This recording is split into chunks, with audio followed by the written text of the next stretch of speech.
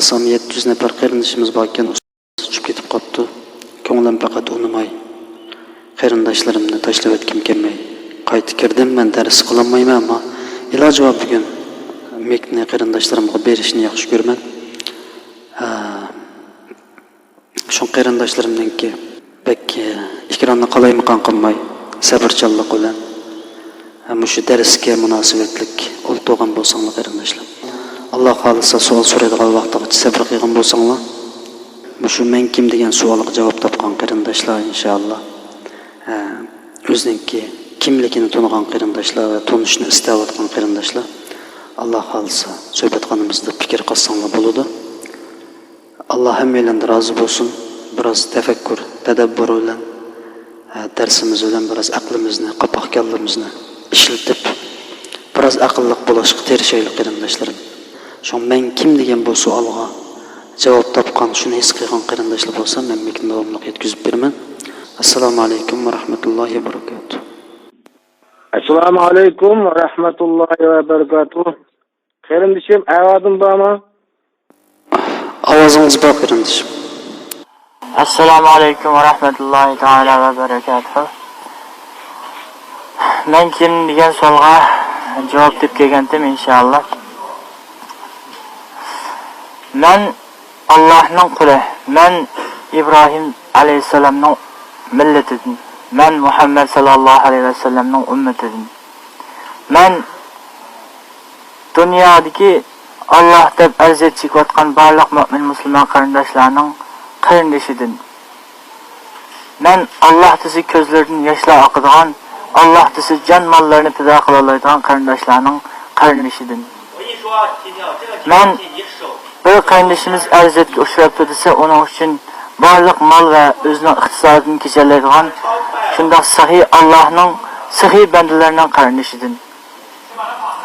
Men Allah uchun Allohning yo'lida ma'laydigan barliq mu'min musulmon qarindoshlarning qarindoshidan inshaalloh javobim tugadi.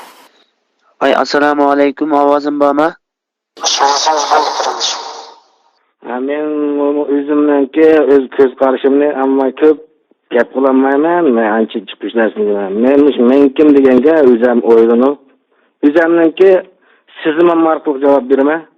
Men kim deganga men hayatımda dakika olsun yürükümünki sokalgan hatta şu nefes elevatkan nefsimge hem varlık Allah belki mevcudların hem nersige men bir cevap belki imtihan belki dep oylayma cevabım tügüdü. Allah razı olsun. Assalomu alaykum. Ovozim bormi? So'zlang. Assalomu alaykum qarindoshlar. Men kim degan savolga bergan javobim menimki Allohniki, ya'ni qul bo'lish, ya'ni bir sifatim bilan ya'ni buni tushunjam. Yani bir qul bo'lgan kimmiz, ya'ni shunga loyiq qanday o'yinish, ya'ni shunga loyiq men kim degan loyiqman, shunga loyiq biz bir qul bo'ldikmi yo'q degan shunga maslan meniki. Shunga bir o'yinishim meniki, ya'ni bu tungan bu savolni tunganda men bu suhbatxonaga kirdim.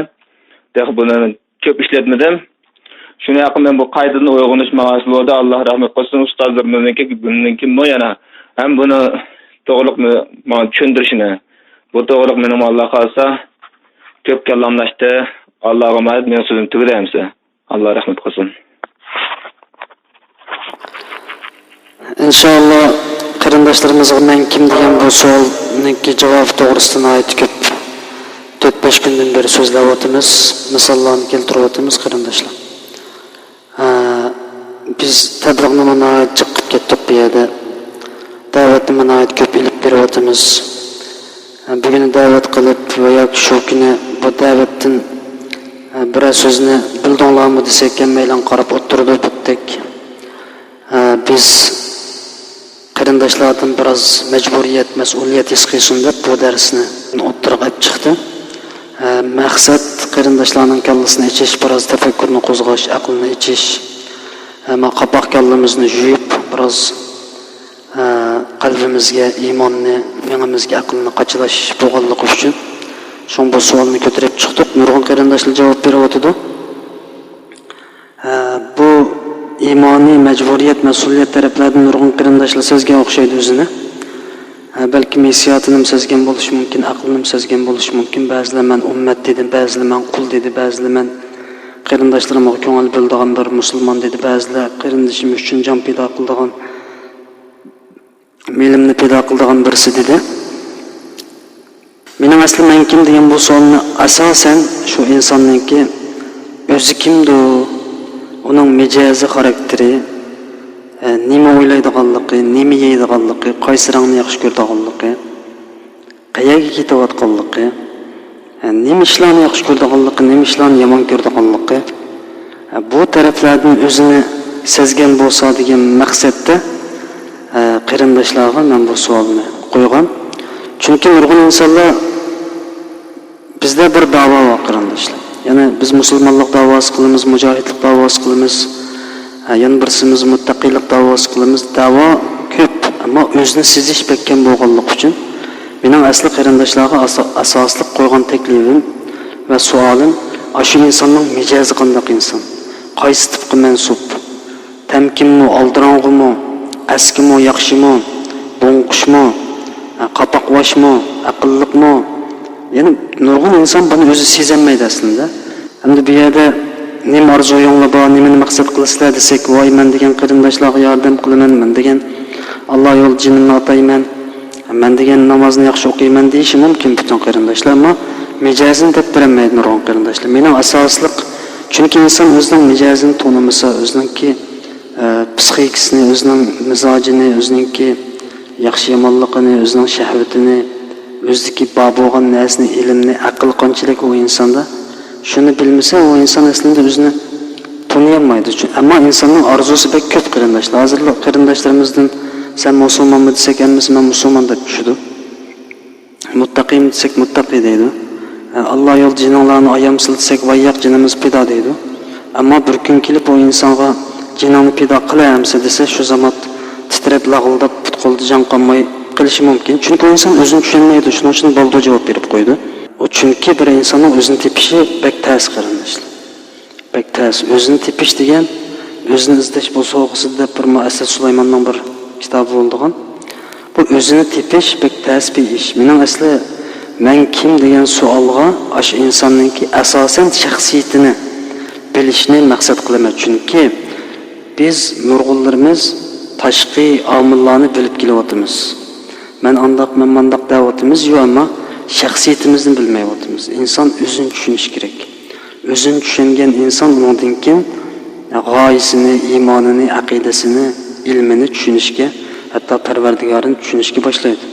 O'zininki psixikasini, o'zining mijozini, o'zining badanidagi his tuyg'ularini tushunmagan inson ko'pincha holatlarda xato yo'lga kirib qoladi ekan.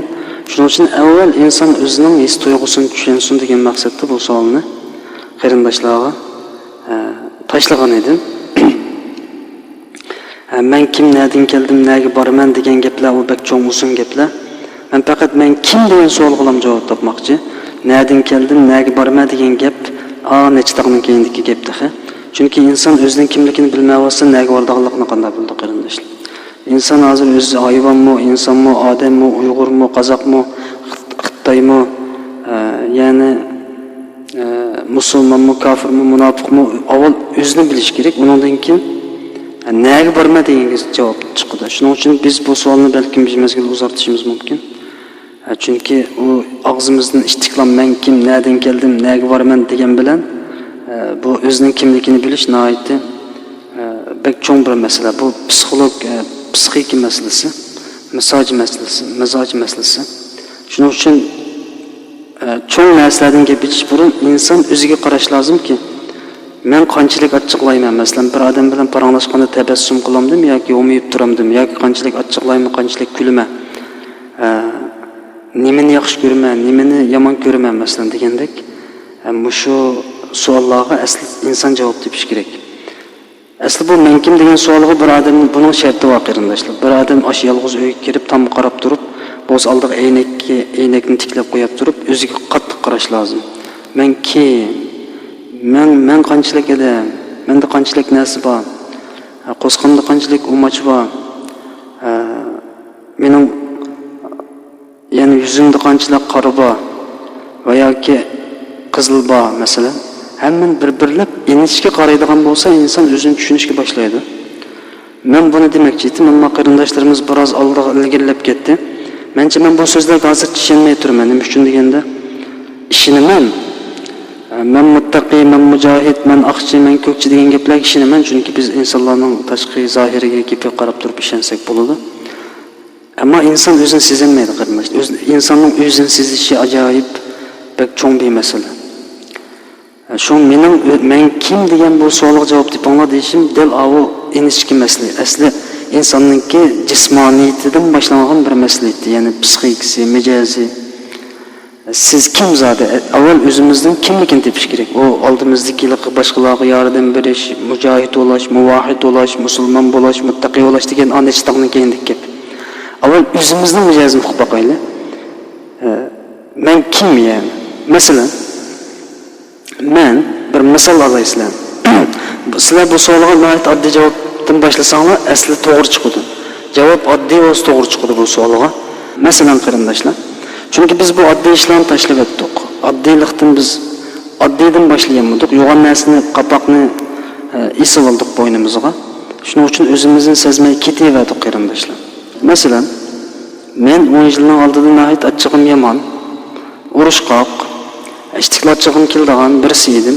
Hozir davomli musofir bo'lish jarayonida, nurg'unlagan sinoqlarga duch kelish jarayonida yoki nurg'un peshvo yeyish, tayoq yeyish, nurg'un tamlarga usish, nurg'un tajribalarni boshdan kechirish jarayonida biroz burunqi ochiqlarim yo'qolib, hozir biroz muloyimlashishga qarab qadam tashladim.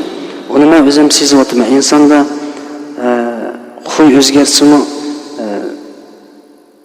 üstülen kirgen koy cam bilen çıkıdı deydi ekan, ama bu üstülen kirgen koy cam bilen çıkıdı deganning ikki tarafı var ekan. Masalan, insonning ba'zan axloqlari o'zgardi ekan qarindoshlar. Masalan, bizdagi shu zamondagi hissiyotchanlik, shu zamondagi sabrsizlik, hadis halam deydigan, Allohu akbar deydigan, kichikkin xato ish qilib bo'g'chi voy kofirsan, o'chi bo'chi deydigan iymonimiz bor edi, shunda kuchli edi. Ammo hozirga kelganda biz ba'zan dangvoshliqlarimizni, ba'zan aldirang'uliqlarimizni, ba'zan sabrsizliklarimizni tugatibdik inshaalloh, ammo voyaga yetmadi. Chunki voyaga yetish uchun yana 10 yil vaqtni oladi. Hozir 33 yoshga kirdim. Shu savollarga nihoyat oddiy javob berishinglarni umid qilaman. Ya'ni masalan deylikki, bir qarindishimizdan men kim degan savol so'rgan vaqtida, u qarindishimiz shuni o'ziga qaramasa bekor yolg'on uningki. O'ziga qarash kerak avval. Avval o'zinglarga qaranglar, qo'sqonlarga qaranglar, ikki butonlarga qaranglar. Andan keyin qo'linglarga qaranglar, barmoqlarga qaranglar. Barmoqlarga qaranglar, undan keyin barmoqlardagi tomirlarga qaranglar qarindoshlar. Qarab bu yerda nima yiqyapti masalan.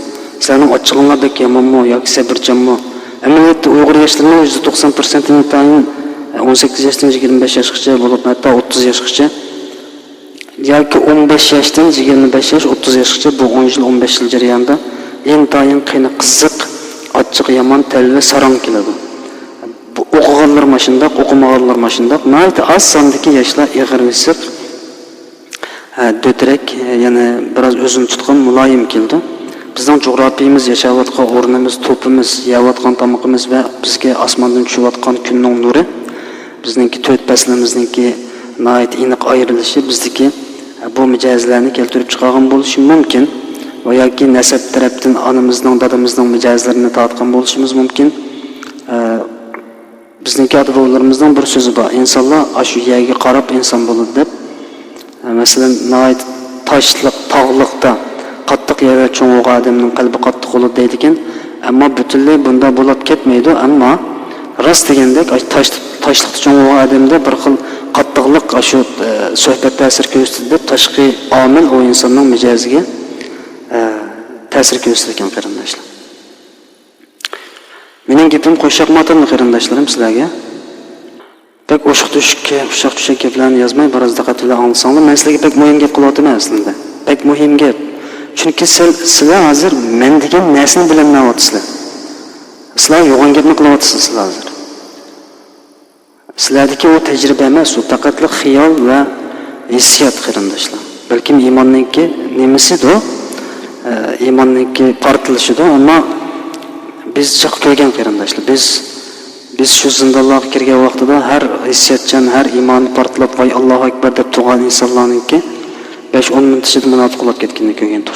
Nima uchun? O'zini bilmay qoldi u inson. O'zini bilmaylam vaqirab tashlaydi, undan keyin bir tastakulalam jimma bo'lib qoldigan gap. O'zimizni tonitish masalasida bizda bir kitob yo'q, yo ilm yo'q qarindoshlar. Men shu yo'q narsani o'tirib qo'yayotaman inshaalloh. Alloh ajr bersin hammanglarga. Bak diqqat qilinglarki, o'zinglarning psixikasini, mijozini men turgan deb o'tib ketdim. O'zining mijozini bilmagan odam jiqishlar chatoq chiqadi. Masalanki, bir insonning qattiq achchig'i keldi, u bir yerga ketyotdi yoki bir ishni achchiqlab shu yo'lga ketyotdi, darhol shu inson o'ziga qarab, mening achchig'im bak yomon, ashaga borsam yo putqolni sundiruvdiman yoki bir narsa bo'lib ketadi, men shu yo'lda qaloyjimi deb qala olgan odam o'zini tushungan bo'ldi qarindoshlar. O'zini tushunish degan bek muhim. Insonni o'limdan saqlab qoladi. Insonni hissiyotchanlikdan, insonni yomon yo'llardan saqlab qoladi. Yaxshi yo'lga yetaklaydi. O'zining mijozini o'zi bilgan odam qarindoshlarim, undan keyin odam bo'ldi u. Shuning uchun kichik yerdan tushaylik. Kichik yerni unutib qolganligimiz uchun biz cho'ng yerga eslaylik, o'zimizning hissiyotini bilmayapmiz. Bizdagi ko'pincha qarindoshlardan sezayotganimiz iymon emas, hissiyot bo'layotdi. Iymon emas, hissiyot. Chunki bu yerda suhbatxonada nurg'un qarindoshlarimizni ko'rdik. Voy hijrat qilsak, voy o'qiysak, voy o'qisam bo'ldi, voy to'qisam bo'ldi dedi, ammo qul o'qilsak nurg'unlar bardoshlik bermadi qarindoshlar. O'qiydiganlarni to'xtadi, tashladi. Hijrat qilganlarni ay yig'lab, qaqshab, machjil yo'l menib pasportiga hijrat qilaman, oqchikuk men qilaman, men qilmasam bo'lmaydi, o'lmasam bo'lmaydi degan insonlar chet el chiqib manda qarab yiqiblar, voy bu bo'lmaydigan ekan. Yoki bo'lmasa och qilib 2 kun va yoki bo'lmasa shunda qarablar, g'arib bo'lib qilib, bolalarini sig'inib, uylarini sig'iniblar, g'achchi degan qarablar kirket qarindoshlar, hech narsa qaramadan ha qarindoshlar. 5 yil, 4 yil iymon da'vosi qilgan insonlarni biz ko'rib qo'rqib ketdik. Sen o'zingni tushunmagan inson ekansan taxi. Bir qarindoshimiz menga O'rimchida bir gapni qilgandi. Men iymon da'vosi qilayotgani 7-8 yil bo'ldi. Men iymon da'vosi qilayotgani 7-8 yil bo'ldi. Qattiq iymon da'vosi qildim. Men o'zimni mujohid deb sanadim, u qildim, bu qildim. Qanday shu yana men jafodan qo'rqmayman dedim. Deb ishga kirib o'qish uchun bir yerda tutilibdi bu qarindosh. Tutilib 15 kun shu kommunistlarning orasiga solab qo'yibdi ekan, 15 kun ichida to'y qilib ashadaman deb ashturmadan chiqib O'rimchida uchqishib qoldik dediki, mening iymonim hech narsaga arzimay qoldi. 7-8 yillik iymonim 15 kunlik turmoq chidamay qoldi. Endi men shu iymonimni tutkazsam bo'ldi. Men o'zimni tushunmayapman deb, o'zini tushunmay cho'ng ziyonni tortib chiqibdi qarindoshlar. Shu bu o'zimizni tushunaylik avval. U og'zimizdagi qo'rq gapni, og'zimizdagi hissiyotni, og'zimizdagi o etlib chiqayotgan narsa emas. O'zimizni, qalbimizni tushunaylik, o'zimizning badanini nega bardoshlik beraylik, mijozimiz qayerdan qayergacha. Mening da'vatqanim bu qarindoshlar. Bu sen Allohning quli emas, sen kofir degan gap emasdi. Deyildi, ammo u keyindagi gap qarindoshlar, keyindagi gap. Bir inson o'zini tushunish lozimki, o'zining mijozini, o'ziningki qanchalik bardoshlik beraydiganligini bilishga. Masalan, qancha kilogram narsani ko'tara olasiz? O'zinglarning mijozini dangli qarindoshlar, o'zinglarning hozirgi mijozini dangli. Chunki mijozimizni tushunmayapmiz biz. O'zimizning eng tushunmayotgan yerimiz, bizning hozir tushunayotgan yerimiz o'zimizdagi iymon va yoki hissiyotimiz bo'layotdi. Qancha kilo narsani ko'tara olasizlar, buni izonglar boshdan kelmasak bo'lmaydi. Hatto qarindoshimiz 60 kilo, ammo 60 kilo narsa ko'tara olamizlar. 80 kilo ko'taradiganlar bor ekan. Tamam, bo'ldi qilinglar. 15 kilo ko'taradiganlar bor ekan, 50 kilo ko'taradiganlar bor ekan. Ammo bir odam shu 50 kiloni 80 kilo biznesini qilib ko'tara oladi qarindoshlar. Mening da'vat qilim dam mushu gap. Shu narsani 100 kilo deganlar bor ekan, lekin yolg'on gap qilmanglar. Yolg'on gap qilsanglar bu yerga savob olaman deb kirib, Allohning oldida gunohga bo'lmoqlik qildi. Ikki qo'linglar bilan yerdagi biznesini qancha kilogram narsani ko'tara olasizlar deb so'radim. 40 kilo ko'taradigan bo'lsangiz 50 kilo demang. Chunki siz 50 kilo narsani akaga vaqtida ko'taramay qolasiz. U sizdagi samimiyatsizlik bo'ladi, u sizdagi yolg'onchilik bo'ladi. Men 50 kilo ko'taradigan bo'lsak, men 50 kilo ko'taralayman deysiz, ammo 40 kilo ko'taradigan bo'lsangiz, men 40 kilo deysiz. Hiç bo'lmaganda bu yerda javob berishga oldirmaysizki, rost men qancha kilo narsa ko'tara oladigandim. Shaxsan men uqmayman qarindoshlar. İnşallah men o'zimning necha kilo narsa ko'tara oladiganligimni bilmayman. Chunki uzun bo'pti men bir narsa ko'tarib boqmag'ili. Shundan bu so'zga javob bermayman qarindoshlar. Bilmagan narsamizni bilmayman deyishimiz lozim. Demak, mening necha kilo narsa ko'tara oladiganligim aniq emas hozir. Sizlarning shunda balkim ba'zilaringlarning. Ba'zilaringlarning aniq, chunki sizlar ko'tarib boqqan. Mening da'vat qilim dal siz kim? Qancha kilo narsa ko'tara olasiz? Sizning mijozingiz qanday? Eğer bismi, aldıraqsanmı, sabirsizmi, açığınız yamanmı, külümsirep turduğanmı, tebessüm kıldıganmı, bonquş, umuyup turduğanmı, kim zadı siz degan mana bu sualga men buni qarindoshlarga bildirmoqchiydim. Chunki biz nishonimizni bilyapmiz, yo'limizni bilyapmiz. Biroz kamartib tunugan bayroqning qaysi, maydonning qaysi deganlarni dedim. Ama biz bir baştan kelsak, inşallah doğru qilgan bo'lamiz. Alloh hammalardan razı olsun. Shuning uchun o'zini bilmagan insonlar o'ziga qarash kerak. Men kim zodi? Men qanchalik edim? Qancha kilo narsa ko'tara olmayman? Qanchalik bilim bor? Qanchalik bilarman? Qanchalik bilimsiz? Bu narsadan boshlasa, undan keyin to'g'ri diagnoz qo'ya oladi. Nima uchun bu so'zga islov olasizlar ustoz? Desanglar qarindoshlarim. Men ustozman emas, ammo sizlar ashta deb oldinglar. Nima uchun bu savolga islov olasizlar desanglar, bugun bizningki millatimizda eng mag'lub bo'layotgan insonlar o'zini bilmagan narsani bilarman chaqlab, ko'tarolmaydigan narsani ko'taraman deb qo'yib, qilolmaydigan narsani qilaman deb qo'yib, o'zini chaqlamaganlikdan o inson xato xohishga, xato yo'lga kirib ketib qoldi ekan. Masalan, bir odam bilimsiz deydi. Bilimsizlar bir nizomga qarindoshlik beradi. Hiç ayağı kılmasın, nomus kılmasın bir nizamla.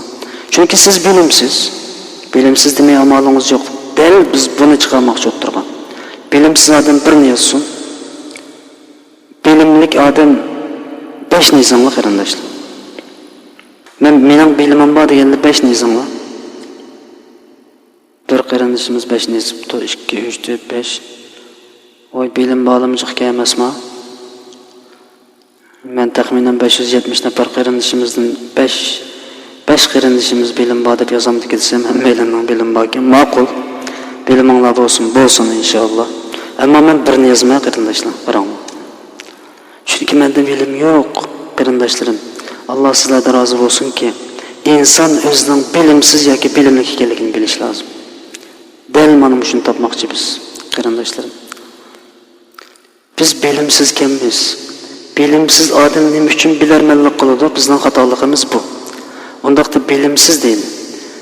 Shuna men kim degan savolga metni qo'lonlig'i iliblam, men bir bilimsiz odam deyishimiz kerak. Avval o'zimizning bilimsizligini e'tirof qilishimiz kerak. Ikkinchidan, masalan, aramizda kuchtingir qarindoshlar 5 nizamlar, kuchsiz qarindoshlar 1 nizamlar. Yani özümüzün sezişimiz gerek ki biz güçlük mü, güçsüz mü? Güçtüngür degenimiz özden aşu resmi çınıkıp bir neslini normal adamını götüremeydiğin neslini götüreş. Mesela normal insan 50 kilonu götürse o adam 70 kilonu götürerse güçtüngür olurdu. Bu mesela o normal. Demek biz güçsüz kimmiz? Ben bilimsiz, ben güçsüz değil. İki nesli güçlük biz. Ben bu şu kadardı. Mesela ben belki 15-20 kilo neslini 100 kilometrga ko'tarmaslik mumkin, chunki qo'lim og'riydi qarindoshlar. Chunki men nurg'un yerlarda bu ishni sezdim. Ba'zan qarindoshlarning uy ko'chishiga va yoki bir narsalarni o'zining bilimsizligini bilish oson emas debdi. Oson aslında, ammo biz bilishga qiziqmaymiz va tekshirib boqmaymiz. Tekshirmagandan keyin bilmay qolamiz. Amaliyotda mush 570 nafar qarindoshning 500 bilimsiz bu yerda, men bilmayman uni. Nimishqa desanglar, bir sınıfta bir muallim özünün qaysi o'quvchining bilimsiz, qaysi o'quvchining bilimligini albatta biladi qarindoshlar. Bu gapga shak ketmaydi. Shuning uchun men kesib jazmlashtirib deyapman. Bir qancha qarindoshlarimizga yordamlashib, ig'ir narsalarni ko'tagiga soldi. Mening qo'lim og'irganligi uchun ko'tarmayman deb turib Ko'tarmayman desam, ba'zilar to'g'ri tushundi, ba'zilar xato tushungan bo'ldi. Chunki men ko'tarolmaydim qarindoshlar. Bu mendeki samimiyet. Ammo u yerda men nomus qildim. Mani men ko'tarmayman desam, ma qarindishim xato tushunib qilishi mumkin. Va ya qo'lim og'rib ketishi mumkin. Sho'ng men ko'taray deb o'yladim-yu, ammo nim dedim, sen kim bo'lsang ashundaq yasha dedim qarindishim. Sen ko'tarmagan narsani ko'tarma, chunki sening qo'ling og'riydi. Yana qo'ling og'rib ketsa azoblansa, ya'ni boshqa qarindoshlar bor, sho'ng sen ko'tarma deb o'zim shuni dedim, ko'tarmadim qarindoshlar.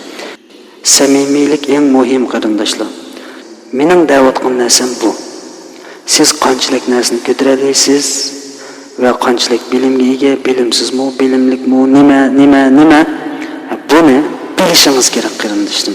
Buni bilgan kuni hayotga to'g'ri qadam basa olasiz, to'g'ri bir yo'nalishga kira olasizki, bilimsiz bo'lsangiz unda qo'z bilim olayli degan yo'lga mangsiz. Bir inson o'zining bilimsizligini bilmasa, bilim olmaydi qarindoshlar. Bilim olmaydi. Men narsani bilaman deb qoldi, chunki 10 yil 15 yilning oldida men narsani bilaman deb chaqlab qolganman o'zimni. Chunki nerdan so'rasa shu yerdan javob beradigan bo'lib ketgan shu zamonimda, nerdan gap qilsa shu yerdan og'zini ta'minlaydigan bo'lib ketgan edim. Keyin vaqt qarasam bilimsiz ekanman, shuning bilan o'zimning bilimsizligini e'tirof qilgan kundan tortib bilimli bo'lishga boshladim qarindoshlar. Asli bilimsiz ekanman, to'q. Endi bu bilimsizlikni nurg'un insonlar e'tirof qilmaydi. Chunki e'tirof qilmaslikning ikki sabab bor. Birisi o'zining bilimsizligini tashkil etmoqmaydi. Bu tashkilish eng muhim. Bizning darsimizda insonning o'zini tekshirishi, sizlarning bilimsiz bo'linglar, bilimlik bo'linglar, bilimlik bo'lsanglar o'zinglarga bo'lasizlar, bilimsiz bo'lsanglar o'zinglarga bo'lasizlar, bilimsiz bo'lganliginglar, bilimsizlikni bilmaganliginglar ayib aslida. Chunki bir inson onasidan qo'sqadan bilimlik bo'lib tushmaydi. Ammo bilimsiz ekanligini bilmay ketaversa hayvon bo'ladi. Hayvonga o'xshash yeb yetib yashab, xotindochilik qilib, bol tug'ib o'tib ketadi o inson. Ammo biz shu hayvonlikdan qutlayli deb, bu yerda biz sen kim yoki men kim degan savolga javob topmoqchi, o'zimizni e'tirof qilmoqchi, o'zimizning illatlarini topmoqchi va o'zimizning ortiqchiligini topmoqchi. Tamam, ortiqchilik nima unda bo'lsa? Masalan, bir insonningki bilimsiz ekanligini o inson bildi. O inson o'zining bilimsiz ekanligini e'tirof qilgan kundan tortib nima deydi? Men bilim olmasam bo'lmabdi, jumo deydi. Yoki men bilim olmasam bo'lmabdi, jumo deydi. Ya'ni o inson o'ziga savol tashlaydi. Savol tashlab, men bilim olmasam bo'lmabdi, chunki men bilimsiz emasman deydi. Dal mana shuni tepish qarindoshlarimiz. Undaqda qarindoshlardan bir savol so'rayman. Qaysimizda axloq bor? Axloqimiz qanday? Axloqli bir nizomlar, axloqsizli 5 nizomlar qarindoshlar. Axloqli birni, axloqsizli 5 nizomlar. Axloqsizli 5 ni yozibdi, axloqli birni yozibdi. Asosan tangda yozyapsizlar. Aramizda axloqlidan axloqsizlik ko'proq bo'lishi mumkin ekanda, Allohdan qaraganda shunaqa yozibdi qarindoshlar. İnşallah Alloh taolo axloqli bo'lishni nasib qilsin. Dal mana shuni bilish qarindoshlar. Undaqda siz axloqsiz ekansiz va yoki axloqli ekansiz. Axloqliq degan qarindoshlarimiz axloqini davom qilish kerak bo'ladi. Axloqsiz degan qarindoshlarimiz men axloqimni ruslamsam bo'lmaydi ekan deb. Ya'ni insonning o'zini sezish masalasi, o'zini bilish va o'zini qezib chiqarish masalasi bo'ldi. Endi bu o'zimizni bilsak nima bo'ladi degan vaqtida o'zini bilmagan insonningki yo'linish xato yo'lga chiqib qoldi ekan qarindoshlar. Masalan, bir inson o'zini bilimlik chaqlasa, ilm olishdan to'sildi ekan, o'zini bilimlik deb yuraverdi ekan. Jazosini tortamiz qarindoshlar. O'zimizni bilmay o'tib ketaversak, biz jazosini tortamiz. O'zimni axloqliq deb o'ylasam men, balkim axloqsizman deb yozganlar noyat ko'pkan, ammo axloqsizman emas to'g'ri qarindoshlar, balkim o'zini kamtar tutib jinodiganda. Masala bu yerda inson o'zini tashkilsi andan chiqadi, bo'lmasa inson o'zini bilmay o'tib ketaverdi. Boshqalarning axloqim bor, men yaxshi odam bo'lib ketaverdi, millat u yomon. U axloqsiz o inson. Chunki inson o'zidagi qorini, o'zidagi ayibni o'zi bilmaydi qarindoshlar. Shuning uchun bizning darsimiz bu yerda insonning o'zini tepish. Axloqsizmi, axloqliqmi? Axloqliq inson axloqini qanday davom qiladi va mudofaa qiladi, himoya qiladi. Axloqsiz inson axloq tarafga qarab qanday olg'a bosadi. Endi agar ortiqchiligimizni deyli, masalan, bilimlik deb yozinglar dedim, 10-20 qarindoshimiz bilimlik deb 5 ni yozdi. Bu bilimlik degan insonlar shu ilmda taxmin olg'a bosadi qarindoshlar. Chunki shu ilmni bilganlikka bek muhim. Hemen bilimlik bo'lganligim uchun men mush bilimimni chiqarishim kerak, daxim o'rganishim kerak va yoki mush bilimimni ishga solishim kerak deydi. Chunki nurg'un bilimlik insonlar o'zining bilimini bilmay qanday qildi skaynak chekindi. Va yoki uxlaydi va yoki g'aflatda turdi. Masalan, nurg'un olimlarimiz haqini so'zlamaydi, nurg'un taliblarimiz adam o'qitmaydi. O'zi bilimlik ammo hech qanday xizmat qilmaydi, o'zini bilimsiz sanaydi. Bu mag'lubiyat nereden keldi desa, dil o'zini tashkilmaganlik, o'zining bilimlik ekanligini unutib qilish. Shuning uchun bilimlik insonlar o'zining bilimliligini bilish kerak, bilimsiz insonlar o'ziniki bilimsizligini bilish kerak bo'ladi. Naq shu o'zdagi ortiqchilikni sezgan inson shu narsada qanday qildi Allohga bosadi qarindoshlarim. Men zot bu millat uchun nimadan eng oliy bir xizmatni qila olayman deb o'zimga qaradim necha kun. O'zimga qaravadim qarindoshlar. Yuzlarim qop-qorib ketibdi. Ya'ni qaradimki bilimsiz ekanligini his qildim, ammo bir narsani menda ozroq bog'ligini his qildimki bu so'z.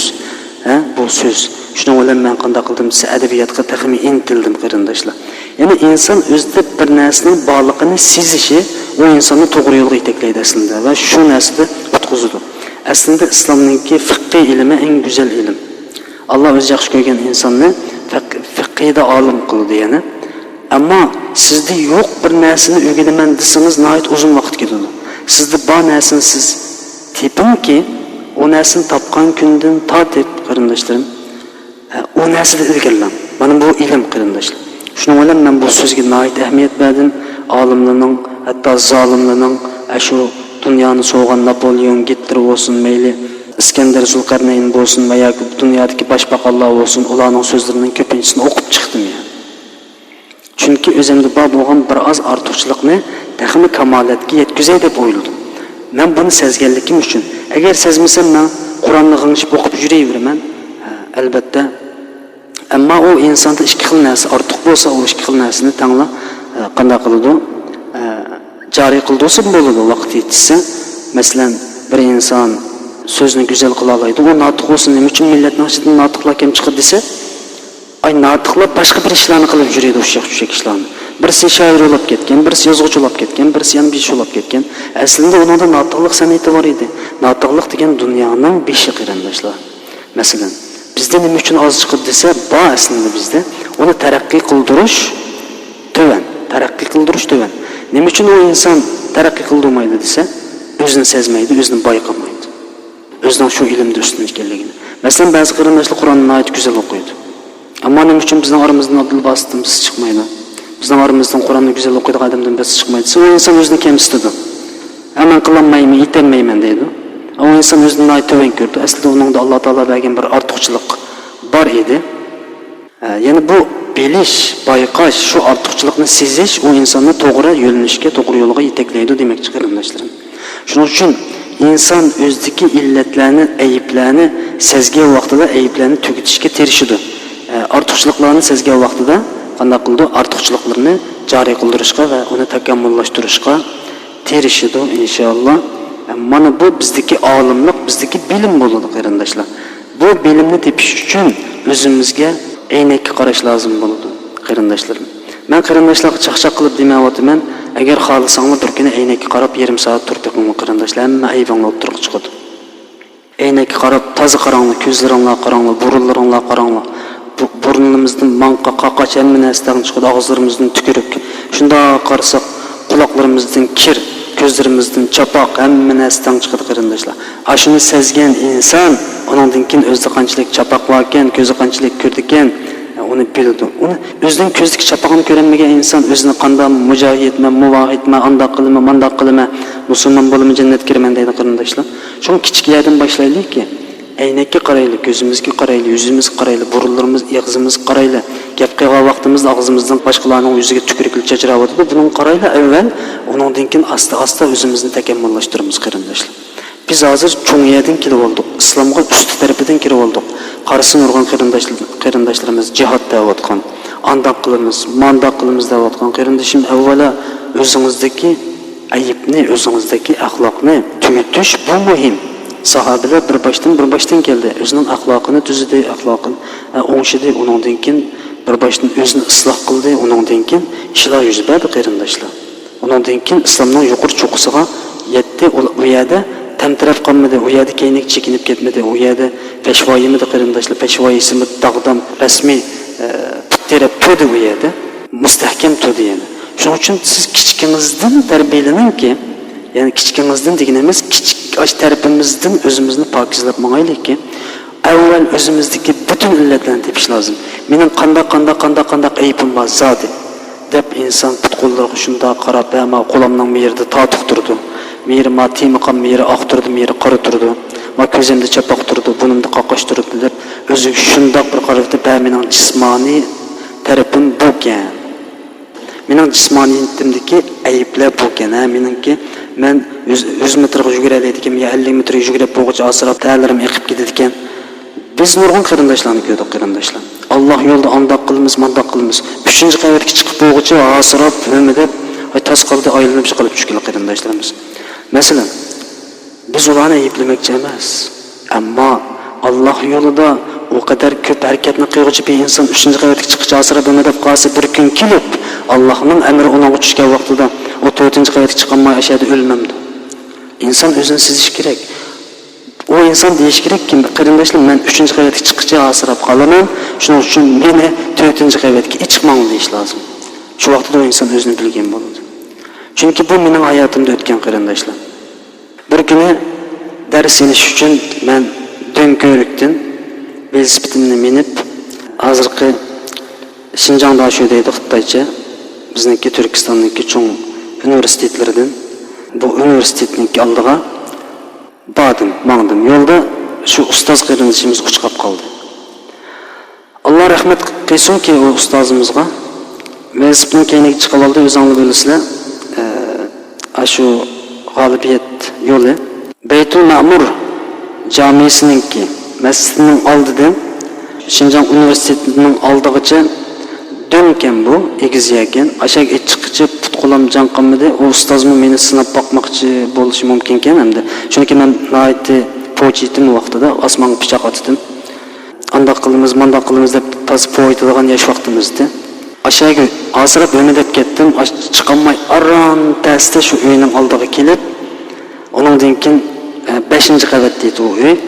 5-qavatga chiqay deb o ustoz qarindoshimiz oldimda chiqatdi. Men chiqay desam, beshim qiyib ketib aşağıda o'tirib qoldim. O'tirib qolib, bu vaqtida 5-qavatdan meni chaqadi, qinisil dedi. Debdi, men işte mijozim yo'qolib ketdi. O'tirib qoldim, 5-qavatga chiqib. Men hozir chiqaman deb aşağıda bir 15 minutlik o'zim aram oldim. O'zimning kimligini his qildim qarindoshlar. Agar Alloh yo'lida bir narsaga chiqib qolgan bo'lsak, aşağıda men dushmanning o'qida o'ldim qarindoshlar, qochanmay yoki qo'g'layolmay. Demek insan o'zini sezish kerak ekan. O vaqtida ammo bizning iymonimiz eng yuqori tarafga yetgan vaqt, ammo bizning badanimizda masala bor ekanda, biz o'zimizni sezmay poni etaveribdik, ammo osmon otgan pichiqimiz o'zimizga sanjilib qilishini bilmay qoldik qarindoshlar. Undan keyin andan chiniqish ilib bordik masalan. Biz agar Allohning amrini ijro qiladigan bu zolim bu kommunistlarga qarshi bir ish bo'ladigan bo'lsa, biz aşağıda Dönko'rikning oldidan ikkinchi doktorxonaning oldiga chiqib bo'g'icha asrab qilib aşağıda chatoq chiqadi ekan degan narsani sezib, inson avval o'zining badanini, o'zining mijozini, o'zining ilmini, o'zining aqlini qayerdan qayerga yetadiganligini bilish kerak ekan. Ostidan boshlaylik ishni. Avval putimizning ma'vu 5 barmoqimizning temiga qarab boqaylik, qanchalik o'sib ketdi, paypoqlarimizning qanchalik ishtivetdi. Undan keyin qarab topallarimiz qarab boqaylik. Shu etizliklarda paypoqsiz yurib topanimiz qatqanmi yoki Qizilning topindagi 2 kilometrni menga bo'g'ich og'rib ketadigan putmi u yoki bo'lmasa 5-10 kilometr chidamda u put. Undan keyin matizlarimizning kuchi bormi yo'q, mabballarimizning kuchi bormi yo'q, ammo qo'llarimizning kuchi bormi yo'q. Bundoq o'zimiz qarab bir boshdan kelgandan keyin endi menda qanchalik aql va qanchalik axloq va buni bilgandan keyin endi men kim degan savolga javob topa olamiz qarindoshlar. Ammo Alloh rahmat qilsin, qarindoshlarimiz necha kundan beri nihoyat yaxshi javob beryapti. Men qarindoshlarimdan xush bo'ldim, chunki men kim degan masalada o'ylanganligidan xush bo'ldim, ammo hech kimni men javob topdi deb qaramayman. Ammo bir qarindoshimiz javob berdi. Pek rohatlanib qoldim shu o'zimning kimligini va yoki qanday ko'ringan bo'lsang shunday yasha, qanday yashagan bo'lsang shunday ko'rin degan bu so'zni nima qilgandan tortib men shunday yashab chiqib pek rohatlanib qoldim debdi. Uning uchun nima uchun desanglar, rohat shu javob shu. Chunki bir inson qaysi holatda bo'lsa shundoq yashasa bek rohat yashaydi. Ilq besimdan qutuladi inson, erkinlikka, hurlikka chiqadi. Endi qolgan qarindoshlarga inshaalloh texim izlanishni umid qilaman. Qolgan qarindoshlarimiz nurg'unlagan javoblarni berdi. Mening eng xush bo'lganligim, ay men zot kimdirman, men kimdim zoti deb buningga tafakkur qilganligidan qarindoshlarning bek xush bo'ldim. Chunki bu narsani insonlar bek tafakkur qilmaydi, tashlab qo'ydi. Masalanki, atigini ko'zinglarni ochgan vaqtinglarda shundoq yetib, men kim o'zat deb bir o'zinglarga savolni shundoq bir qo'yib bersanglar, inshaalloh meninglarning tafakkur motor qo'zg'alib, qo'ng'id mashina o'talagandek o'taladi. Shu kun ichida meni qattiq go'zal shaklda tafakkur ilib bordi. Meni tafakkur ilib borgansa aql oshidi. Aql oshgan siri insonning badani sog'lomlashadi. Chunki meni butun badanni kontrol qildi qarindoshlar. Mening go'zal sog'lom harakatlanishi bu motor, amush meni yaxshi harakatlansa, ruhiy quvvat yaxshi harakatlansa, butun badanga ta'sir ko'rsatadi ekan men degandim. Men o'zimni ruhliq tamkin tutgan kunim shunday yaxshi bo'lib qoldi badanim deb. Ya'ni motorimizni yaxshi harakatlantirsak, mashinaning motori yaxshi bo'lsa, butun saymallari yaxshi bo'ladi. Ya'ni mashina yaxshi bo'lgan bo'ldi. Bir mashinani yaxshi yomon deyish uchun faqat motori eng muhim qarindoshlar. Motordan chatoq chiqqan mashinaning boshqa narsalari yaxshi bo'lib ketsa-mu, foydasi yo'q. Chunki motor mashinani ketib bilan o'ldiradigan narsa. Motor degan meni tafakkur yaxshi bo'lgan insonningki boshqa taraflari badani va boshqa avollari yaxshi bo'ladi. Endi bu narsa bizdan nihoyatda kamchil. Chunki biz bu tafakkur masalasida intayin aql turimiz qarindoshlar. Tafakkur deganning oddiysi bo'ldi, yuqursin bo'ldi. Osmon zamon qarash tafakkurim bo'ldi. Insonning o'z badani ustida izlanish tafakkurim bo'ldi. Shaylarga qarash tafakkurim bo'ldi. Masalanki, Newtonning misol olaylik bir insonni kafir musulmon deyish masalasida men biroz ixtilof qilganman. Endi o'sha insonning beshiga bir tal olma tushib ketgan qarindoshlar. Daraxtning soyasida o'tirsa olma tokkudi beshiga tushgandan keyin, "Va osmon qarab yiqib, bu olmanim deb oyog'iga ketmay mening beshimga tushgandi" deb beshini silab shu yerda "Mush olma nimish mening beshimga tushgandi" degan. Endi bu savolni bu yerdagi 500 nafar qarindishimizga men shunday tashlab, bir daraxtdan sizning beshingizga tokkudi olmadan tushib ketsa, siz nima deb o'ylansiz desam, quchqa cho'kilib tushirayotgan o'xshaydi deydiganlar bo'ladi. Va yoki u olma pishqanlik uchun beshim uchib ketdi deydiganlar. Yoki bo'lmasa yerning tortish qonuniyati bo'lganlik uchun beshim tushdi deb javob berishingiz mumkin. Ammo bu yerdagi muhim mohiyat, muhim masala nima desa, shu olma nima uchun mening beshimga tushib ketdi degan savolning o'zi mohiyat, ya'ni tafakkur degan shu. Masalan, shu qarindishim 30 ming kilometr yiroqlikdan, ya'ni yer sharining mana bu jigida hozir, sizlar bu jigida ikkalan ikki qit'ada yashayapmiz. Bu ishkiranning oldida qarindishimiz shuncha yiroq yerdan bizga so'zlayotdi. Bizga javob olindikina bu deyishinglarning o'z tafakkur oldu.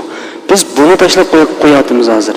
Bizning tilg'ilayotgan narsamiz nima bo'layotdi desa, bu tor, bu degan tor, bu telefon, osmonni bizdan sun'iy amrava, shunga otidi, shundan tortib biz so'zimiz bu anglaydi degandek mushtaqli gap. Bizning asli mohiyatga qaytarmayapmiz. Mohiyatga qaytarmagandan keyin makalla ishlamay qapoq bosh bo'lib ketyapmiz. To'g'ri savollarga javob bermayapmiz. Darslar so'zlansa mukallamimizni ololmayapmiz. Biz qarindoshlarga davomli kitob o'qinglar deyishimizda bütün kitobni yodla demoqchi emas, shu kitobning ichidan bir narsani ilib olgan bo'lsa, badanga, ya'ni miyasiga qochilib olgan bo'lsa, shu bir kuni ig'ziga itilib chiqadi va yoki ma'lum oyat qonuniyatida, oyat jarayonida shu oldiga chiqib, shu tajribani yakunlaydi va yoki shu sinovdan o'taydi va yoki shu oyatni yashaydi qalblik shaklda o kitobdan ilib olgani bu insonga manfaat qildi dedik. Ammo kitob o'qish insonningki davomli as tutish qobiliyatini harakatga soladi. She'r yodlash deymiz, Qur'on yodlash deymiz.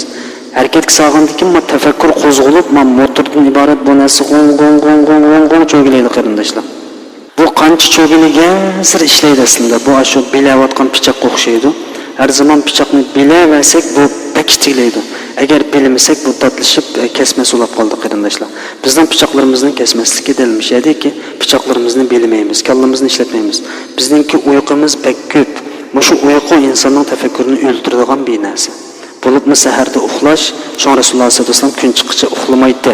Bunday namozni o'qib bo'lgandan keyin Rasululloh alayhi vasallam kun chiqishcha uxlamay, kun chiqish namozini o'qib bo'lgandan keyin xolis uxlaydi qarindoshlarim. Yani insonninki badani bu yer shari bilan koinot bilan ajoyib bog'lashgan bir narsa. Kunning chiqishi, kirishi, yer sharining magnit maydoni, olamning tortish qonuni, bularning hammasi inson badanining magnit maydoni bilan zich berikib ketgan bo'lganlik uchun har bir ishga diqqat qiladigan bo'lsa inson yetishiga, qo'pishiga, turishiga, masalan, qalaymaqon yassa bir insonning aytsa qanday qo'padiganligi ma'lum qarindoshlar. Sol tarafini besib yotsangiz qaysi qora tushni ko'rib, qara besib qo'padiganligingiz ma'lum. Ya'ni o'ng yasqanda qoladi, o'ng tarafini besib yasqanda qoladi. Bu ishlarning hammasi ma'lum. Bu ishlar inson o'zining badanini, sog'lomligini, tashqi muhit va ichki tarafdan har tarafdan tuzumga ilib mang'alasa, inson ajoyib kamolatga yetadi qarindoshlar. O'tganda men bir misollarni keltirib berdim. Ko'zini etib qo'yib, 5 odam bir narsani tiqalasa, shu odamdan topdi dedim o'tganda men birisini. Desam, qarindoshlar, ishonda inshaalloh ishonishni umid qilma, chunki bu amaliyotni o'z ko'zim bilan ko'rgan. Men jiq narsalarni ko'rdim, shu iqtidorli insonlarningki. Bular bir onasining qo'sqidan atriki ambo yoki aql ko'tarib tushmabdi, shu o'xshash normal tug'ilgan insonlar ekan, ammo bular davomli tafakkur qildi ekanda. Hatto birisi 25 yil bir narsani mashq qildi. Shu kuchishni mashq qildi bu.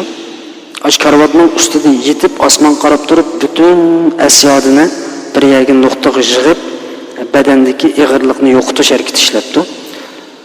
Bu ishlar 25 yildan keyin bu inson televizorda chiqib so'zladi, men uni ko'rdim. 25 yildan keyin ashu o'zi yotgan yerdan havoga o'rlabdi bu narsa, bu inson.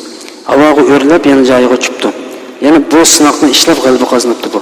Ya'ni ashu inson ashu 25 yillik tadqiqotdan keyin, ya'ni 25 yillik ashu tafakkurdan keyin ashu tajribani ishlab g'alaba qildi. Ya'ni inson agar bu tafakkurni, agar bu qobiliyatni ishga soladigan bo'lsa, agar bu aqlni ishga soladigan bo'lsa, ajoyib cho'ng qalblarga erishadi ekan qarindoshlar. Shunga insonlarning osmonga chiqish to'g'risida oyatlar bor, insonlarning boshqa planetlarga chiqish to'g'risidagi ko'rsat ishoratlar bor qarindoshlar. Nima uchun inson shunday kamolatlik yaralgan, Alloh taolo inson shunday hurmatli qilgan, insonga shu darajadagi aqlni bergan. Biz endi bugun hatto og'zimiz qo'nmagan chuvinni to'diyamay o'tiramiz. Shunda o'rinlarimiz borki, shu necha kun uchun yuzini yuvmaydiganlar bor. Masalan, ya'ni nima desa, biz dunyoning oqida qoldik, insoniyatning nurg'unlarining oqida qoldik. O'tgan dedimki, Edison 2000 xil narsani kashf qilib chiqdi dunyoda. Chunki u inson jiyoni ichiga kirib, bosh tafakkurni qilaverdi. Biznes yaptığını biz çıktı, yani biznes yaptığını biz çıktı, yani biznes yaptığını birisi çıktı. Çünkü tefekkür o nersiga yo'l ochib berdi. Chunki tafakkurning kuchi bak zo'r qarindoshlar. Shu Qur'oni Karimda 77 kilo tafakkur to'g'risidagi oyat. La'allakum tatafakkurun deydi. Tafakkurning yo'lini biz bilmaymiz qarindoshlar. Chunki Mehmet Ağa yaqin his qilyapti bu tafakkurning nimaligini. Tafakkur desa inson tafakkur qilinglar, o'ylaninglar deb qo'ygan narsa emas ekan. Bu tafakkur asli oddiy narsadan murakkablikka taraqqiy qilgan narsa ekan. Masalanki, tafakkur degan nima desa, men bu yerda hozir so'zlayapman. Mush qarindoshlarim qanday anglayotgando deb mushnaga bir xayolga cho'kkanimning o'zi tafakkurni boshlaydi ekan qarindoshlar. Tafakkur javob tepish emas ekan, tafakkur savol qo'yish ekan. Savolni qo'ymagandan keyin inson qayta insonning kallasida bu narsa davomli o'tirib portlagandan keyin chiqavergandan keyin insonning tafakkur darvozasi ochildi ekan qarindoshlar. Tafakkur to'shigi ochilib, insonning tafakkuri andin osmonga chiqdi ekan. Hatta bir inson hozir dunyoda psixologlarning va yoki tafakkuri bilan ba'zan tanlab shu hozir taraqqiy qildiradi bo'libmi Yevropa ellarida shu insonning miyasini kontrol qilish masalalarida. Masalan, men qarindoshlarim hozir sizlarning ba'zanlar Urumchidan to'g'ri chiqyapsizlar, ba'zanlar Qashqardan, ba'zanlar Xotandan, ba'zanlar Kucha Ko'rla shaya. Masalan, mishada turib, men boshqa qit'ada qarindoshlar. Agar bir singlarning miyasini kontrol qilaman desam, yoki menga kuchir yetkazman desam, yetkazolmaydi ekanman. Bu tafakkurning kuchi ekan. Bu mening qattiq mashq qilishim bilan shu tafakkurimni osmonga chiqib, shu osmonning yo'llarida mangdirib 20,000 kilometr yiroqlikdagi silning mengligi, chunki insonning miyasi uchur qabul qiladigan bir narsa, magniti bor. Ya'ni insonning miyasi uchur qabul qiladi va uchur toqitadi. Masalan, men shu toqatgan uchurimni, masalan, eng oddiy misol insonning telefon tortadi qarindoshlar. telefon uçur tartıdı. Mesela Xitaycha Şinxor deb qo'ydi. Uyg'urcha nima deydi qarindoshlar? Arabcha shabaka deb qo'ydi. Mush telefonninki chiqib turadigan avodin, sun'iy amrodin signal deyli. Signal. İnsanın mingisi o'xshash. Signalni qabul qildi va yoki signalni qarshi tarafga otadi qarindoshlar. Men gipnoz qilishma debdi, gipnozmi bor? İnşallah. Bunun hozir turlari bek ko'payib ketibdi. Men buncha qarayolmadim. Men buni bo'sab kirmayman, chunki mening bu tarafda hech qanday ortiqchiligim yo'q. Ham millatga taxa o jihatda inshaalloh. Meni da'vatgan narsam tafakkur qarindoshlar, gipnoz emas. Men sizlarga misol keltirib o'taman. Gipnoz degan ayrim bir pang'u, masalan, hozir yangidan o'tirib chiqayotgan masalalar. Meni da'vatgan narsam tafakkur, millatning tafakkurini ichish. Gipnoz degan shu tafakkurning ichidagi bir g'alaba qozongan ma'lum doira, kategoriyalarningki g'albalik nusxasi u. Masalan, bir odam tafakkur qilayversa, shu narsa ustida davomli izlanayversa, mayli gipnoz qilish olsin, mayli insonni kontrol qilish va yoki insonni uxlatib qo'yish va yoki insonni uyg'otish, qanday qilish olsin, hatto o'zini osmonga chiqib uchirish degandek shunday masalalarda tafakkurning rolining nihoyatda cho'nliqini, aql, tafakkur, tajriba buni rolini so'zlayapman, chunki bizda yo'q narsa bu. Ya'ni tafakkur bizda pek yo'qolib ketdi qarindoshlar. Tafakkurning nima ekanligini tushunmaymiz hozir. Bizda bir yolg'onchi tafakkur bor. Ani o'ylanmani bunday qil, unday qil. Bu tafakkur degan bir motor ekan qarindoshlar. Motor qo'lda o't oladi ekan. Vaj cho'g'laydi ekan, to'sanmaydi ekan siz tafakkuringizni. Bir o't olib ketgan motorni shu vekochatilni uzmagicha shu cho'g'layverdi ekan, to'xtamay tafakkur qildi ekan, to'xtamay tafakkur qildi ekan. Odam o'zi o'ylamagan shakldagi natijaga erishadi tafakkur qilsa. Ham buni qo'zg'ash. Hozir bizning qaysi darajada taraqqiy qilyapmiz bu shaklda. Hech qanday bizning beg'albimiz va yoki tajribamiz yo'q. Nimishqa tafakkurimiz yo'q. Chunki biz uyquga maroq, undagi mehnat tamoqlarga maroq, shekvarmi, shubivarmi bilmayli yeveramiz. Xitoyningmi, o'risningmi, kofirningmi nim bo'lsa oldiga kelganini yeb bu shaklda bo'lgandan keyin badanimiz buzuq, ruhiyatimiz ham buzilgan bo'lganligi uchun nurg'un shaklda o'zimizda bir narsa qo'zg'almayapti. Masalan, men bir yerda shu 20 kilometrdagi bir qarindishimiz, suhbatxonamizdagi bir qarindishimizning menisini, ismini so'rab, nerda turganligini so'rab, davomli mush qarindishimizga bir uchur yetkazaman deb davomli mashq qilaversam, bir kuni menimdan uchur qabul qildi ekan shu qarindishimiz. Uchur qabul qildi ekan. Qabul qilib sen manda degan to'g'ri deydi ekan. Bu Jaloliddin Rumiyning davrida ilm bilan o'tirib chiqqan bir narsasida. Jaloliddin Rumiy shu ustoz Shayx Tabrizi Jaloliddin Rumiy shuning shogirdiga kirgan vaqtida albatta buni 40 kun ichida topgan o kishi. 40 kun ichida shu bir e'tikofga kirib ketib, 40 kundan keyin ustozi ko'ngliga pukkan bir so'mning javobini she'r orqali deb bergan. Shuning bilan ustozi Shamsiddin Tabrizi sen endi balog'atga yetibsan degan. Bu shu Jaloliddin Rumiy degan kitob antigeografik bir roman bor. Jaloliddin Rumiyning hayotini aks ettiradigan bir roman bor. Shu romanni o'qisangiz chiqadi buningda. Romanning asosiy markaziy ideyasi shuki, ya'ni shuni deb demoqchi. Jaloliddin Rumiy, Mavlana Jaloliddin shu 12-asrda Ketik shahrida yashagan bir kishi.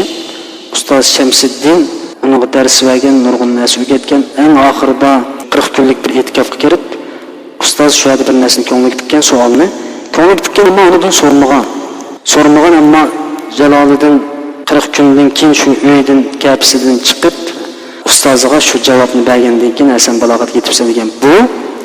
Bu asosiy ilm tarafdan insonning tafakkurining ajoyib yuqori o'rlaganligi, ilmiy jihatda qobiliyatga yetib, ruhiy holatga o'tib ketganligidan derak. Da'vatga yerimiz nima desa, qarindoshlarim, biz dunyoning oqida qoldik. Biz bek nadon, bek döt, bek qapoq qo'shilib ketdik. O'zimizni ayiblayversak, ba'zan qarindoshlarning ochig'i keldi ekan, biz aybimizni bilishimiz kerak. Ma qapoq kallamizdan kichikkin to'shikni ichib, azroq kunda deb jinasini o'ylanib boqaylik qarindoshlar.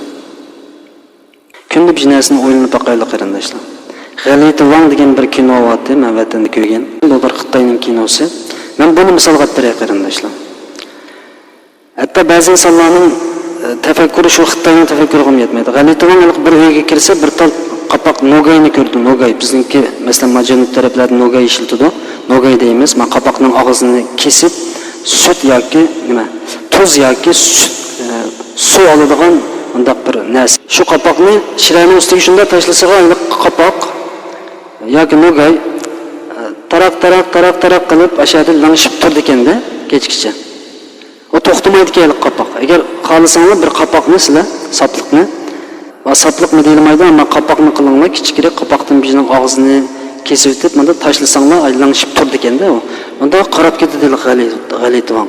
Qarab ketib shiraning tagida ay qapoqqa ko'zini uzmay, bu nima langishib turdigan deb ay qapoqning langishig'ini qarab turib ketadi. Ba'zi biz ay g'alitivandekin bo'lolmaymiz. Bir qapoq nima uchun shiraning ustida langishib turdi qarindoshlar? Tafakkur degan mana shu.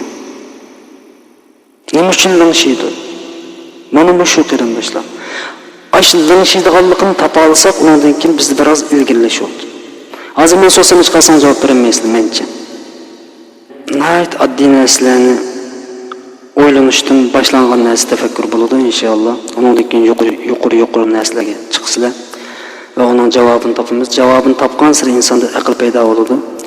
Undan keyin bizda inshaalloh ilm to'g'risida so'z aytishga bo'ladi qarindoshlarim. Chunki ilm degan bek xili cho'ng narsa inshaalloh. Alloh hamon rozi bo'lsin. Bizniki oxir deydigan gapim shu ilm o'qigan taliblarimiz, olimlarimizda bo'lsin-mi? Ilm bor, o'rganish bor, yodlash bor, ammo tafakkur intoyin oz. Tafakkur degan ayrim masala, ya'ni zakiylik. Zakiy deb qo'ydi arabchada bu. Bir xil aql, ya'ni o kitobni o'qiblam kishilarga so'zlab qo'yishning o'zi bir narsa emas qarindoshlar. Ya'ni tafakkur ayrim bir masala ekan, buni qo'zg'ash badandagi, buni harakatga keltirish, buni hayotimizga tatbiqlash qarindoshlar. Shuning uchun men kim degan bu savolga kichikdan boshlashinglarni umid qilaman.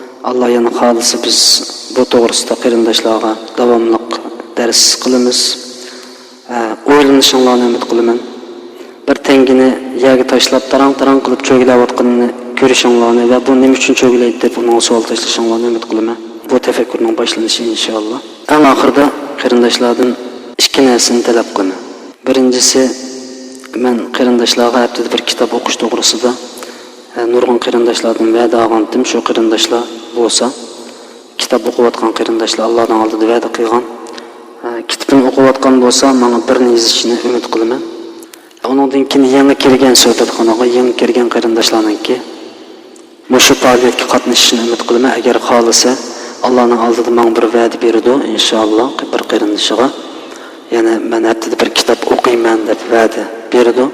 Bu va'dasiga amal qilish kerak. Allohdan qo'rqib amal qilsa bo'laverdi, uni tashkirib o'tamaymiz.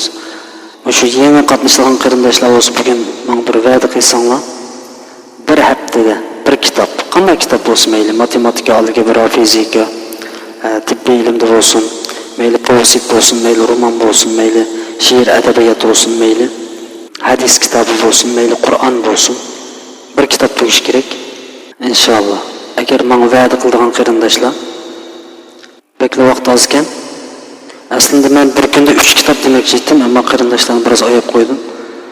Men odatda 2-3 soat bir kitob o'qiyman. Kitap o'qimayman, aldirab vaqtim yo'q kitob o'qiydiganga. Ammo bir kitobni shunday o'qilib qolsam 2-3 soatda o'qib tugataman. Ya'ni undaq o'rinliq qilmanglar qarindoshlar. Vaqt oz ekan deysizlar, bir kitob o'qish uchun 3 soat vaqt ketadi aslida. Sizlarga bir hafta vaqt beryapmiz, bir hafta. Tanishsaqim bo'lam deydi, yo'q tanishishga va'da olmayman. Cho'qim o'qishingiz kerak. Undaq hech qilmay o'qisak deydi. Bir 300 betlik kitobni qarindoshlar. Masalan, 1 soat kitob o'qisanglar bir kunda yoki 20 soat 50 bet kitob o'qisanglar, bir haftada 3,5 soat bo'ldi. 3,5 soat 350 bet kitob o'qiy olasizlar. Kunda 20 soatdan kitob o'qisanglar 350 bet. Kitob o'qish endi o kadar ta'sir emas, hamda sizlar shundoq o'g'rilik qilib yaxshi kitobni tashabbus qilsizlar debdi qarindoshlar. Agar haftada bir kitob o'qisanglar, o'qigan kitob topolmay qolsangiz, yaxshi kitobdan necha soat bizda. Bizdan bir 100 ming paj kitob bo'lgan bo'lsa, undan keyin ammo kitobni o'qing deydik. O'yinglardan ya 10 tal kitob chiqdi, ya 15 tal, ya 50 tal kitob chiqdi. Hammani o'qishinglar kerak. 100 ming parcha kitob bor odam bo'lsa yaxshi kitobni desa shu 100 ming parcha kitobdan andikin deb desak bo'ldi. Miyada qarindishimiz men soatda 100 bet nara o'qiyman debdi. 1 soat 100 bet olsa 300 betlik bir kitob 3 soat tugaydi. Ammo 300 betlik kitobni 1 soat o'qib bo'ldi qarindoshlar. Başta kitap o'qib ko'rsanglar 1 soat o'qib bo'ldi. Bir kitobni kelib qayta o'qisak ham bo'lamaydi. Men bu savolga yo'q deyman. Bir kitobni qayta o'qimaysiz, boshqa kitob o'qishingiz kerak. Pul xarjlash kelgan ajoyib Alloh pul deganni suda xarjlaysizlar, kitob oldigan faqat pulingiz yo'q sizlarning. Va kitob pul xarjlash kuninglar qarindoshlar. Kitob pul xarjlasanglar sadaqa bo'ladi. Inshaalloh yaxshi ish bo'lganlik uchun sadaqa bo'ldi qarindoshlar.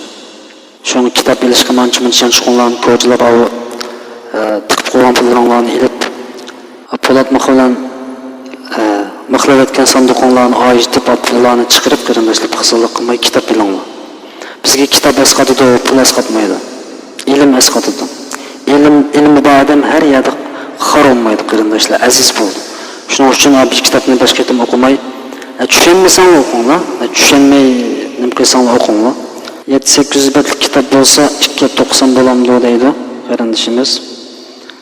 Saatiga 100 betini okusa bir hafta tugaydi ekan. Bo'lmaydi. 7-800 betlik kitap olsun bir hafta tugatishimiz kerak. 1 soatda 100 bet kitap o'qiladi. Har kun 1 soat kitap o'qimasangiz sizning 23 soatingiz bor kardeşim. Bir kunda 1 soat kitap o'qimagan odam endi nima deymiz qarindoshlar? O adam degili bo'lmaydi. Ammo men kunda 1 soat kitob o'qimagan odamni musulmonlik da'vosi qilma deyman. Chunki Alloh taolo seni o'qi dedi. O'qi dedi seni. Sen o'qi degan bir so'zga amal qilmagan odam qanday musulmonlik da'vosi qilsin deyman qarindoshlar. Qo'polroq gapmish. Alloh taolo iqro dedi, o'qi dedi. O'qi da'vosin o'qimay nima ish qilsin yani? Unda yolg'onchi musulmon bo'lsa bo'lmaydi. Alloh taoloning o'qi degan amriga uyg'un kelsak bo'ladi. O'qi degan shu kitobni o'qish bo'ladi.